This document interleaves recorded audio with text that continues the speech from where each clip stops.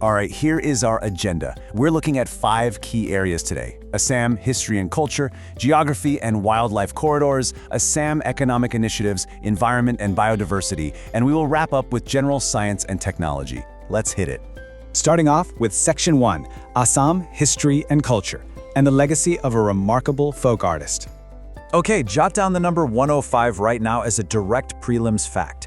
That is the age at which Assam recently lost an absolute legend, Muhibur Rahman, or as everyone affectionately called him, Badiakai. Living to 105, he was literally one of the very last eminent practitioners of Assam's oral folk traditions. And you know how the competitive exams operate. When a towering cultural figure passes away, the art forms they dedicated their lives to instantly become hot topics for your general studies paper I. Now, Badiakai was a master of zikir and zari. Pay close attention here, because this is textbook composite culture. These are oral songs that represent this stunning syncretism. It's Assamese Sufi folk culture that perfectly blends Islamic teachings with indigenous Assamese musical traditions. It's intimately tied to the revered 17th century Saint Azan Fakir.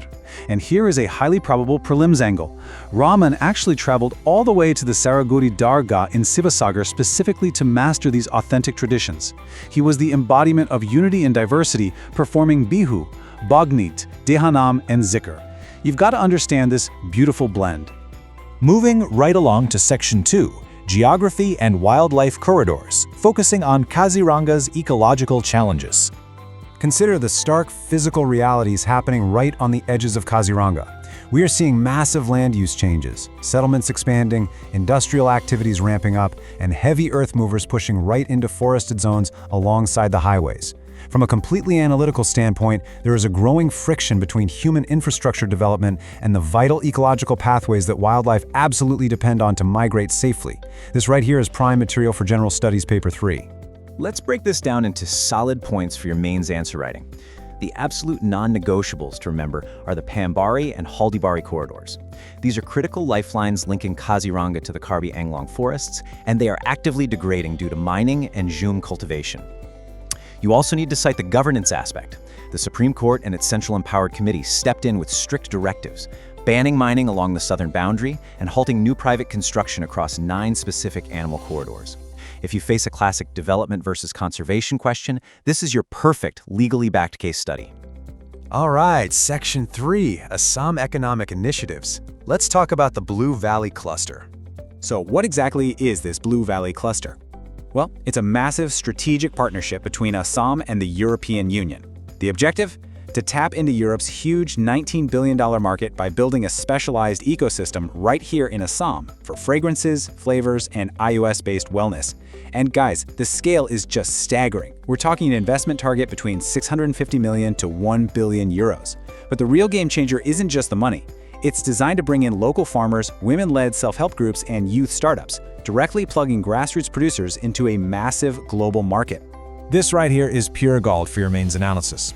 The traditional economic model for the Northeast usually just means extracting raw materials and shipping them out, right? Which obviously leaves very little wealth inside the state. The Blue Valley Initiative completely flips that script. It uses a PPP model, that's public-private people partnership. It builds the whole ecosystem locally, processing, manufacturing, clinical research, even setting up a fragrances and flavor skills university. As future policymakers, you need to be championing models exactly like this, where high-level economic growth literally goes hand-in-hand with social empowerment. Next up, Section 4, Environment and Biodiversity, and a moment of global recognition for Assam. Scribble this year down right now, 2026. This is a brilliant, immediate prelims fact.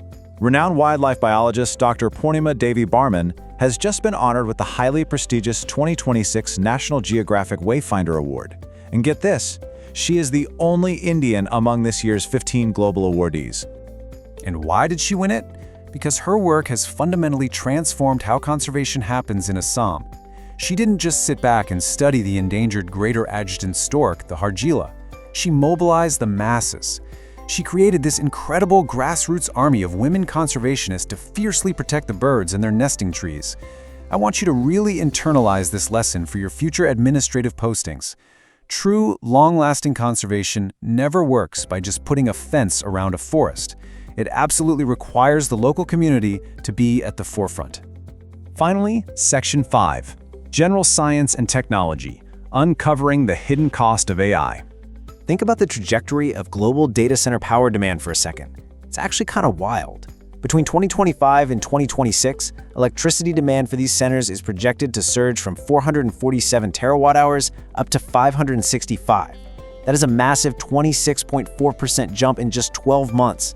And what's driving it? It's almost entirely the compute-heavy workloads demanded by artificial intelligence, especially generative AI. We often think of AI as just software floating in the cloud, but it runs on massive amounts of physical electricity. In fact, Gartner analyst Linglan Wang hit the nail on the head. AI capacity is actually being bottlenecked right now by basic power availability. The global AI race has literally morphed into an energy race.